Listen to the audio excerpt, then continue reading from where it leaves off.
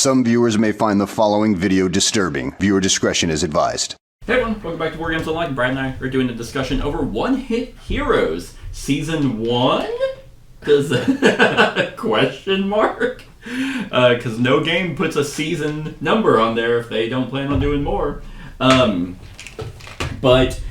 you know what's funny about this is I remember the game, and I remember backing the game, but I don't remember why, except I kind of liked the concept of, you die in one hit. Right. Because there's a few video games I've played that are like that. There's, Perennial Knights?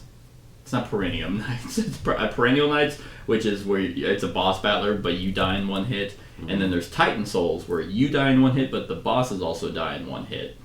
And those games are rage-inducing. But I was like, okay, maybe a cooperative, whatever, I guess superhero-themed game where you die in one hit could be good if it's balanced really well. But of course I had my concerns, because they could just be like, oh, okay, like, flip it and you die, top decking, or, we lost, okay. Surprisingly, this game is pretty good. I actually had a really good time with it. So we've only done the one episode, and the game comes with three episodes, and then there's an epilogue. So, but each, episode 3 is pretty hefty. But each episode comes with multiple bosses that you play through in sequential order, and kind of level up, get new cards, get a unique build for your character throughout the run. And yeah, that's pretty much an episode. So, Brad, what do you think of One Hit Heroes? I went into it thinking it was going to be like just an overly simplistic deal, mm-hmm. but it actually is challenging. I mean, we were making decisions and working together, because mm-hmm. there's a lot of interaction with us, being able to help each other out. I felt like, the characters are vastly different, of course, because you're doing your gross, like, mutagen crap or whatever, and a lot of energy manipulation and hand management. Yeah, mine's all aggro based, and burn pile and stuff like that. Yeah. So and knowing that there's more, 4 more characters or whatever over there that it's going and stuff. It was a pleasant surprise. Yeah, no, it actually plays a little bit like, very close to a roguelike, because each character you play has their starting, cards. But again, every time you first play an episode and you defeat a boss, you open up a pack, and then each player drafts cards to add to their deck. Now, that's the roguelike element, where if I play Cassius again, the cards that I'm able to draft are going to give me a different build, a different synergy for that. But it's very manageable, because you don't have many cards in your opening deck, and you're only drafting 2 of them each round, or after each boss fight. So your deck doesn't become bloated or anything, right. So it stays very concise and very clean, but you can try different combinations, even against the same boss. And then, what's really cool is they have different types of cards that are either weapons or actions or items. And the items are also very interesting, because that's kind of, again, your build, mm-hmm. based off how you want to use them, because those stay out and can be very cool or very beneficial, but they're also kind of your life, which the game is called One Hit Heroes, and that's not really it. You don't die in one hit. If you take a hit, you lose one of your items. Right. Which, if you have more in your deck, you can put back out. But once you have no items on your mat, and then you take a hit, then everyone loses. Yes. And again, it's super clean. Like, it's not a complex game by any means. All of the bosses explain what they do on the back. And I really like that, because in episode 1, everything was, episode 1 is like the tutorial. It's pretty much just explaining, like, the systems of the game. But I thought that they were vastly different from one another. So I enjoyed that variety. You have any negatives on the game?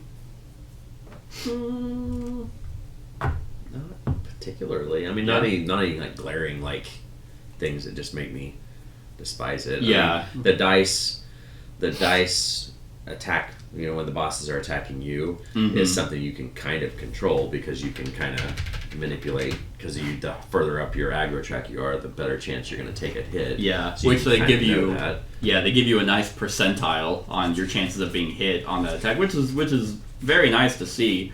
Where it's like, hey, if you only have aggro in the white, that's 16%.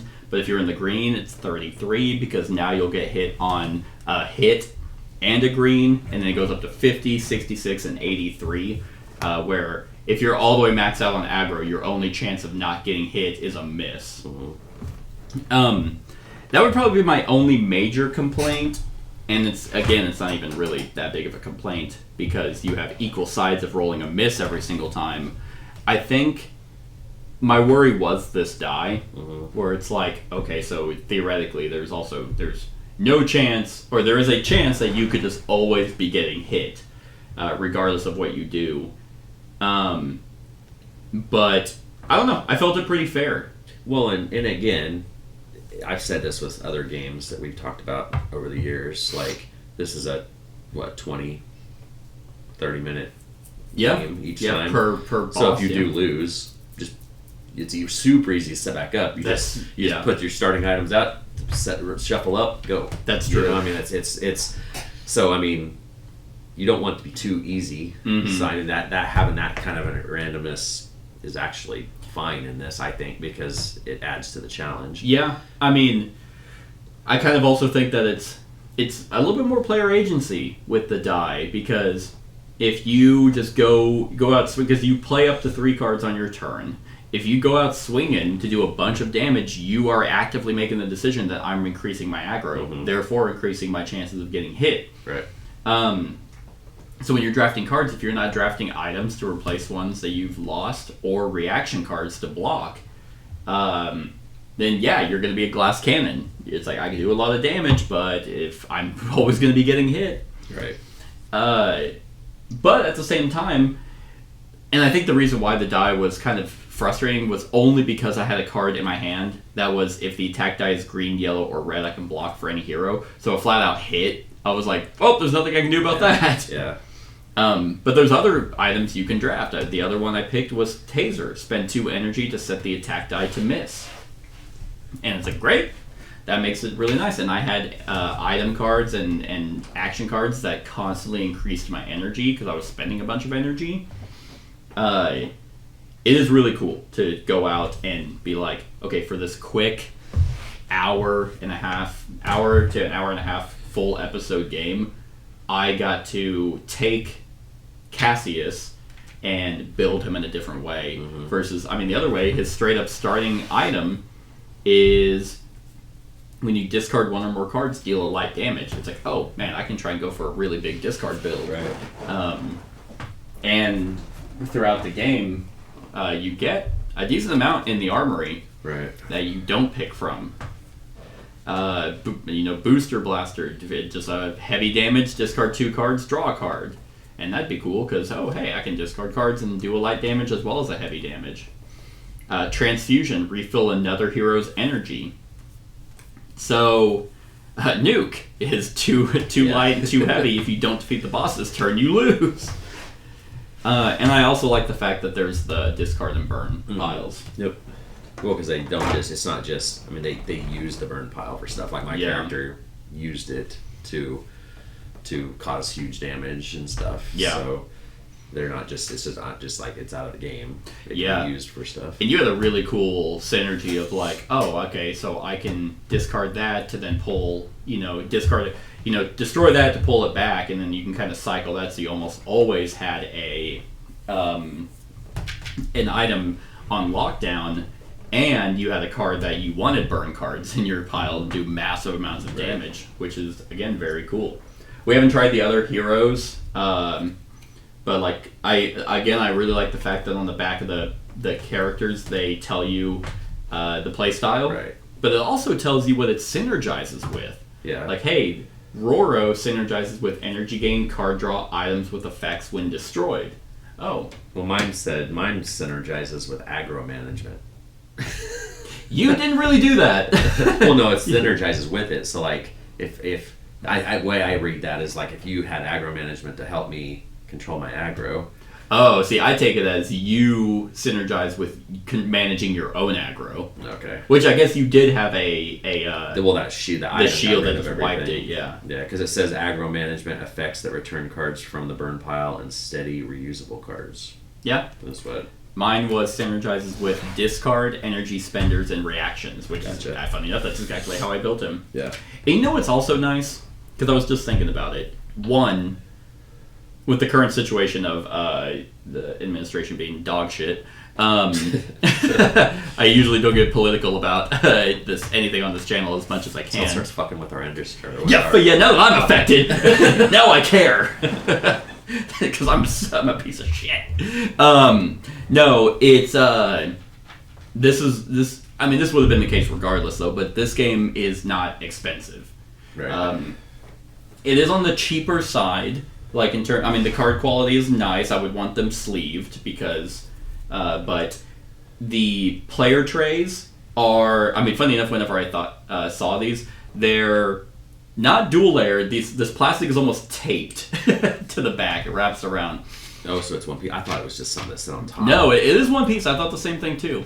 Interesting. But it's serviceable. Like it's like okay, they didn't go over the top. These are just cardboard, but I mean it's literally pretty much just cards, and it's a boss battler.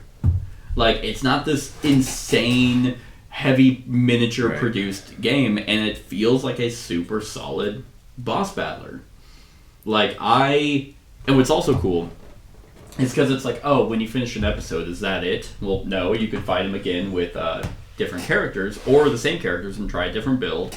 But because episode 1 is a tutorial, they have difficulty levels, which we played on level 1. Standard one-hit heroes. Level 2, and these are cumulative.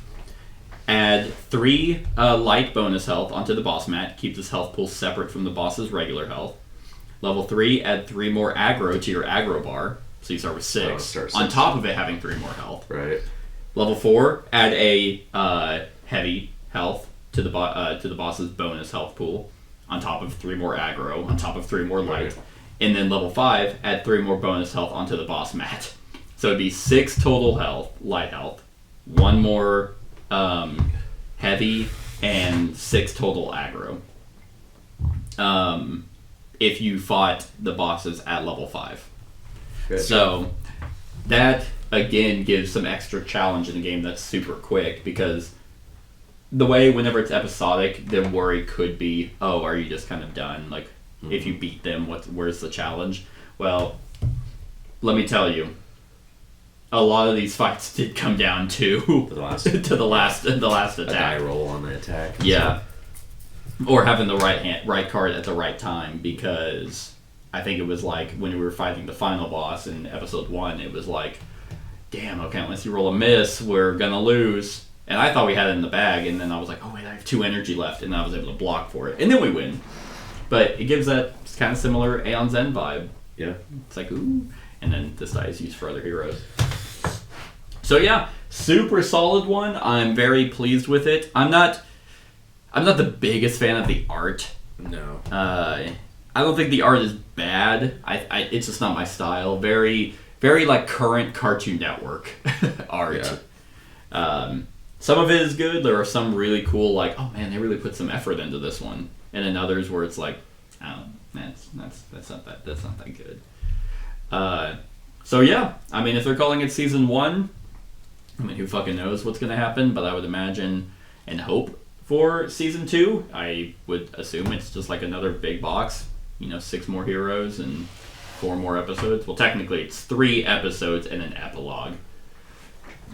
But yeah, I don't have much else. Yeah, I don't think so either. On a scale, on a scale of 1 to 10, what would you give one-hit heroes?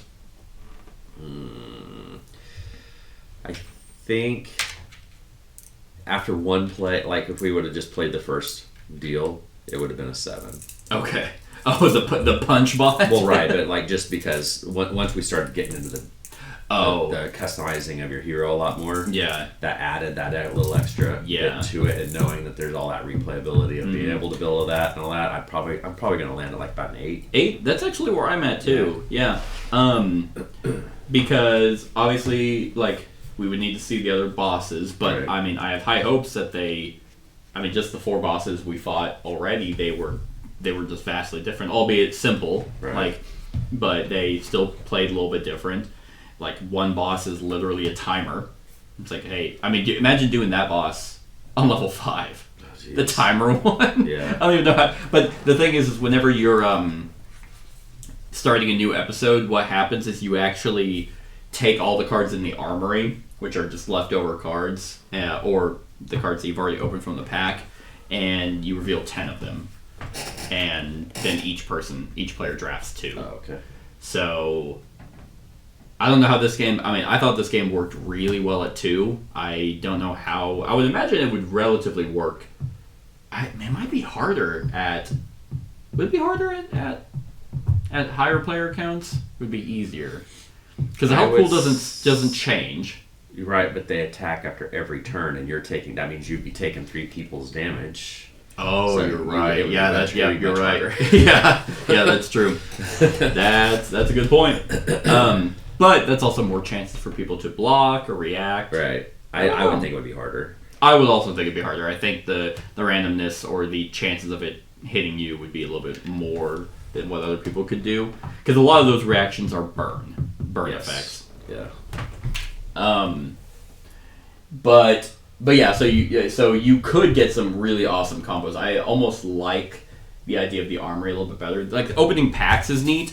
Now, the pack thing is gimmicky. There is no reason for the packs at all, except because what's a little upsetting is I wish the packs were thematic to the boss that you beat. I don't know how they would have done that, but at least artwork style could have been kind of nice. I mean, when did we get the nuke? That was in the last pack you opened. Oh, the giant bomb? Rolling right before Petals. Oh, the monkey? Oh, okay, I think well so. then it was thematic I too. think so. I mean, because does it have a number? Like It says TF12. This says TF5. Yeah, there's nothing on. Okay. I mean, these are Okay. thrown away. So I can't remember 100%. Maybe- but But it would have been kind of neat to just be somewhat thematic, at least a little bit more thematic to the boss you beat. But other than that, because you're still kind of streamlined a little bit on what the cards are whenever you're opening them. But if you have the armory and you shuffle all of them, and then it's like, hey, here's 10 to pick from, and everyone picks 2, then you're going to get vastly random right. items to throw into your deck. So that seems like it'd be a lot more fun. But yeah, like, I mean, I'm at an 8.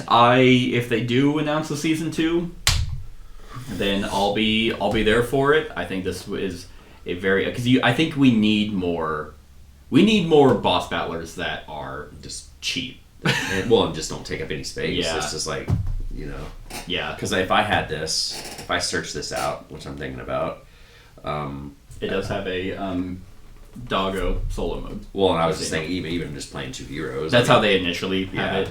You can just run it 2 heroes, and it's just gonna take up this little area. Yeah, I mean, yeah, you just put no, the boards it's- next to each other. And It is it's very tiny. But yeah, they have dog. It's DO66-0.